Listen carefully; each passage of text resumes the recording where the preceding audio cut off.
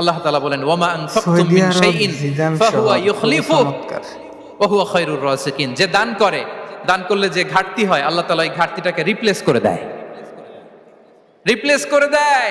বিষ্ণু ইসা ইসলাম বলেছেন মা নাকাসা মালু আবদিন মিন সাদাকা। চ্যারিটি করলে, দান করলে আল্লাহ তার সম্পদ কখনো কমায় না। প্রতিদিন সকালবেলা দুজন ফেরেশতা নেমে বলতে থাকে আল্লাহুম্মা আ'তি মুনফিকান খালাফা, আল্লাহুম্মা আ'তি মুমসিকান চালাফা। ফেরেশতা দুজন বলে আল্লাহ যে দান করলো, দানের কারণে যে ঘাটতিটা হলো এটা তুমি মেক আপ করে দাও, এটা তোমার পক্ষ থেকে বারাকা দিয়ে রিপ্লেস করে দাও। আর যে ধরে রাখলো, কৃপণতা করলো, ওর সম্পদকে আল্লাহ তুমি ধ্বংস করে দাও। ওয়াল ইয়াদু বিল্লাহ। আমরা যেন দান করি।